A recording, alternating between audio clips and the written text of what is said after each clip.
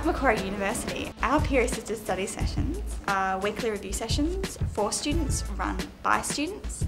They're voluntary, they're non-graded. It's a way to meet other students doing your course and to learn better ways to study. 1 hour spent at a peer-assisted study session is the equivalent to 3 to 4 hours spent studying alone.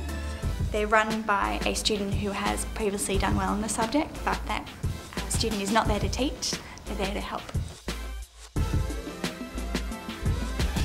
I'm not a teacher, I'm not a tutor. I'm here to help students learn and different and better ways to learn. Would you recommend PAS to your friends in the future? Preferable. It's a lot less adversarial. A much more relaxed environment. It's a lot more fun. We do a greater variety of activities than we would do in tutorial. You go through the content very thoroughly and then all the concepts. Yeah, you probably do learn more.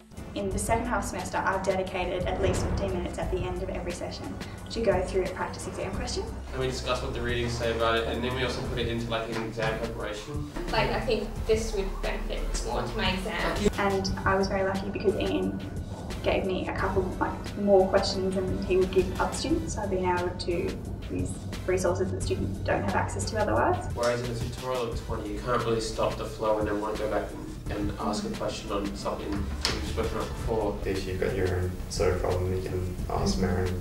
The class will go through the problem.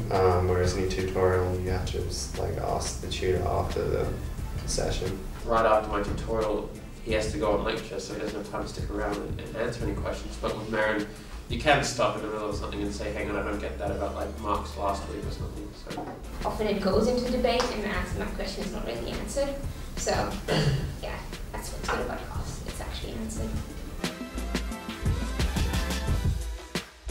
I spoke at lectures, and I speak at lectures probably once a week.